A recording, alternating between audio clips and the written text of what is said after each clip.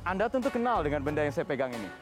Bola biliar yang pada abad ke-19 terbuat dari gading gajah. Beruntung di akhir atau di penghujung abad ke-19 ada seorang ilmuwan yang menemukan cikal bakal bahan plastik. Sejak saat itu, bola biliar terbuat dari plastik. Nah, berbicara soal plastik, kemudian struktur pengembangannya terus berubah dan berkembang menjadi lebih baik. Pada tahun 1920-an ditemukan ada material polistirena atau yang kita kenal ini sebagai styrofoam. Biasanya untuk makanan. Beli bubur ayam, biasanya begini ya. Kemudian di 1933 atau 13 tahun kemudian muncullah bahan baru yang bernama polyethylene. Polyethylene ini yang sekarang kita gunakan sampai detik ini sebagai tempat atau botol air mineral. Salah satu tugas kita adalah membuat sampah ini bisa bermanfaat kembali dan bisa didaur ulang, bahkan memiliki nilai jual besar untuk diekspor.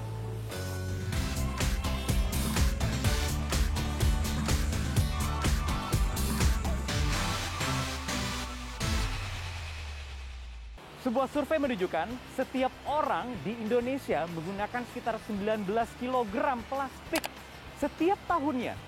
Bayangkan, itu kira-kira 1 galon air mineral untuk 1 orang dalam 1 tahun. Dan itulah yang menyebabkan Indonesia masuk dalam negara-negara sebagai penyumbang sampah plastik terbesar di dunia.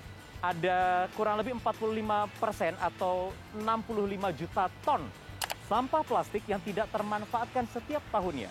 Padahal sampah-sampah plastik seperti yang ada di kiri kanan saya ini memiliki nilai jual yang sangat tinggi. Ini tentu bisa di-recycle, kemudian di-reuse, kita gunakan kembali, dan tentunya sebagai pengguna atau konsumen kita juga punya tanggung jawab untuk bisa mengurangi penggunaannya. Di Indonesia sendiri, orang-orang yang terlibat dalam daur ulang atau recycle sampah plastik itu ada jutaan. Ada 3,7 juta pemulung misalnya per tahun 2017 yang terlibat aktif untuk mengepul barang-barang atau sampah-sampah plastik dari rumah tangga yang kemudian disetor lagi ke pengepul dan diolah oleh pihak industri. Itulah yang dinamakan dengan ekonomi sirkular. Ini adalah sampah industri. Sampah dari sisa produksi daur ulang plastik PET dari pabrik-pabrik yang ada di sekitar Tangerang dan juga Jabodetabek. Jadi bayangkan, sampah-sampah bekas industri saja masih memiliki nilai atau manfaat untuk bisa digunakan kembali. Dan ini diekspor, jangan main-main. Ada eksportirnya, Mas Willy sudah bersama saya. Mas Willy, apa kabar? Apa kabar? Mas Willy, jadi itu tadi sampah dari industri yang nanti akan diolah lagi, kemudian diekspor? Betul, betul. Dalam bentuk apa? Biji plastik, Pak. Oke, ketika nanti sampai di negara tujuan. Jadi apa saja nanti? Fiber salah satunya ya, Pak ya. Fiber, oke. Itu kan kapas sintetis. Aha. Kemudian ada juga yang pakai untuk atap genteng, Pak. Pertanyaannya kemudian kenapa harus diekspor? Apakah kita tidak memiliki kapasitas untuk mengolahnya lagi di sini? Karena pertama untuk marketnya sendiri yang lebih terbuka market ekspor, Pak. Maksudnya ada market mereka lebih willing untuk mencoba barang-barang daur ulang dibanding dengan lokal, Pak. Dibanding dengan lokal ya? Betul, betul. Ini contoh-contohnya yang ada di kiri kanan kita, ini kantong-kantong yang nanti akan diekspor, sudah siap ekspor? Sudah siap ekspor. Sudah betul. Siap diangkut kontainer gitu ya? Betul, betul, Pak. Jadi isinya, ini seperti apa? Boleh lihat? Boleh, boleh, boleh. Jadi ini salah satu contoh produk. Ini biji plastiknya ya? Betul, betul. Oke. Ini biji plastik ini... Boleh dibuka? Boleh, boleh, boleh. Ini ya? Iya. Ini untuk customer kami yang bikin fiber, Pak. Oke. Jadi akan membuat jadi fiber hijau yang mungkin isinya untuk karpet hijau. Oke. Berapa value-nya, berapa nilainya dari satu kantong biji plastik yang siap ekspor ini? Bervariatif, Pak. Bervariatif. Jadi kita bicara tergantung grade dan kualitas ya, Pak ya. Kalau untuk produk yang Bapak pegang saat ini, value-nya itu sekitar 400 sampai $500 per ton, Pak.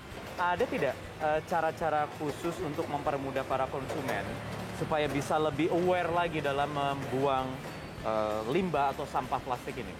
Saya rasa dalam beberapa tahun ke depan akan ada perkembangan pesat sih, Pak, untuk terutama pada masyarakat Indonesia untuk tidak membuang sampah lagi sembarangan, contohnya membuang sampah pada sesuai jenisnya. Itu akan sangat membantu kami sih, Pak. Oke, terima kasih Mas Willy. Ini saya bawa ya. Biji Silakan, Pak. plastiknya mau saya olah lagi. Ada teman saya Reza Ardiansyah yang siap menjelaskan biji plastik menjadi bahan bangunan. Halo Wahyu, saya lagi santai nih di Desa Parongpong, Bandung Barat, Jawa Barat. Di bawah sebuah prototipe bangunan. Bangunan ini unik. Saya mau nunjukin Anda sesuatu. Temboknya ini terbuat dari plastik jenis polistirena atau styrofoam. Bisa lihat di bagian dalamnya tuh. Dan ini dilapisi lagi dengan plester semen. Jadi seperti tembok, padahal bagian dalamnya adalah pemanfaatan plastik yang sudah diolah sedemikian rupa sehingga menjadi bahan bangunan. Selain itu, ada juga yang namanya row house.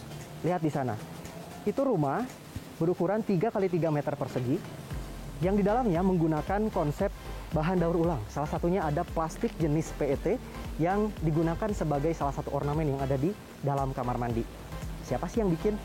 Saya langsung kenalkan Anda kepada Kang Randy Aditya, selaku founder Parongpong sekaligus CEO Row House. Halo Kang Reza, selamat datang di Parongpong. Terima kasih. Mari Kang kita ngobrol di sini. Ya. Pertanyaan pertama saya, Kang. Apa jenis plastik lain yang diolah oleh teman-teman Parongpong? Ya, jadi plastik itu jenisnya ada macam-macam banget. Salah satunya yang prototipe ini kita coba bikin dari styrofoam. Kita juga mengerjakan polimer selulosa asetat. Nah, ini saya kebetulan bawa sampelnya. Orang nggak pernah nyangka kalau sebenarnya tipe plastik ini tuh yang paling banyak ada di laut.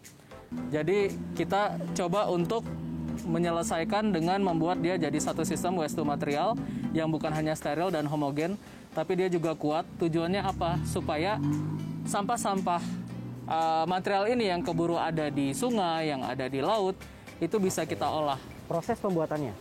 Nah, untuk proses pembuatan kita bisa lihat langsung di Koperasi Sampah Parongpong. Ayo kita coba lihat. Kang Randy, jadi ini workshopnya Parongpong ya? Ya, ini kita sebut Koperasi Sampah Parongpong. Oke. Kita melakukan riset-riset penelitian material di sini untuk mengubah sampah-sampah itu jadi material. Contoh? Contohnya adalah yang sedang kita kembangkan ini. Ini adalah slab dari plastic waste dan konkrit. Lumayan berat, sekitar 20 kilo. Jadi kalau dilihat di belakang itu masih kelihatan nih plastik-plastiknya. Ini bisa untuk outdoor furniture, bisa untuk tiling, bisa untuk pot. Di sini nanti kita punya mesin CNC. Di mesin CNC itu juga kita bisa memproses si panel plastik ini untuk dibuat jadi furniture. Oh.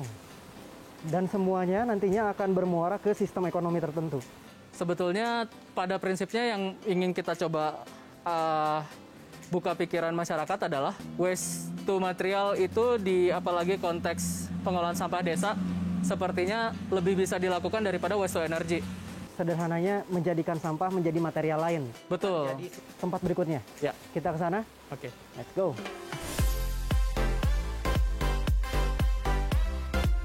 Jadi memang Parongpong tuh dari awal berdiri cita-citanya kita ingin bikin desa mandiri lestari. Selain pengolahan sampah yang di sisi lestarinya, kita juga harus bicara tentang sisi mandirinya dan salah satunya dari ekonomi. Dan ekonomi yang kami percaya yang baik itu adalah circular economy. Nah, toko curah Toko Pong ini sebenarnya toko kelontong desa mandiri lestari yang secara konsep orang kan naik ke atas tadi Kang, naruh sampah. Nah, nanti sampahnya itu setiap kali mereka naruh, mereka jadi dapat semacam poin untuk beli barang di sini. Beli barang di sininya tuh dari awal tuh tidak menghasilkan plastik.